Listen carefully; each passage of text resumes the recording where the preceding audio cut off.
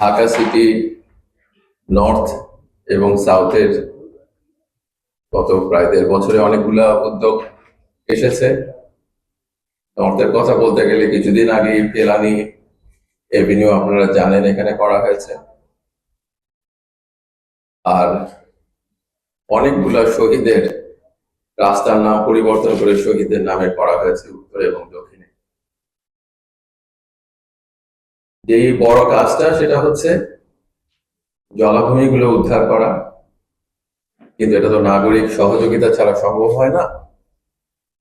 তাই যদি উদ্ধারের পর জনসাধারণ যারা এলাকাতে থাকেন তাদের যদি সহযোগিতা না থাকে তাহলে এটা ধরে রাখা যাবে না। তাই তাদেরকে জনসম্পৃক্ত করা দরকার, এবং জনসম্পৃক্ততার মধ্যে দিয়েই কিন্তু নাগরিক সুযোগ সুবিধাগুলো সবার কাছে পৌঁছে দেওয়া সম্ভব, এছাড়া সম্ভব না।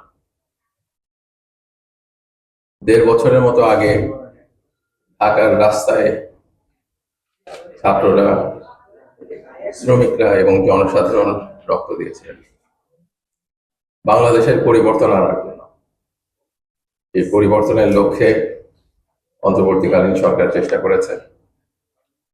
আপনারা রিজওয়ানা হাসানের কাছেই শুনেছেন যে গণভোটের প্রয়োজনীয়তার জায়গায়, নির্বাচনের জায়গায় যদি আমরা আবারও গুম, বিচার বহির্ভূত হত্যাকাণ্ড, নির্যাতন এবং আয়নাঘরের দিনগুলোতে ফিরে যেতে না চাই, আমাদের গণভোটের পক্ষে অবস্থান নিতে হবে, ভোট দিতে হবে এবং পছন্দের গণপরিষদ সদস্য নির্বাচিত করতে হবে।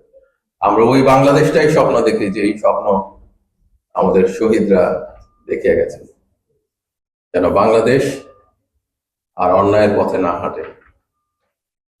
তারা ওই বাংলাদেশেই চেয়েছেন যে বাংলাদেশে বৈষম্য থাকবে না।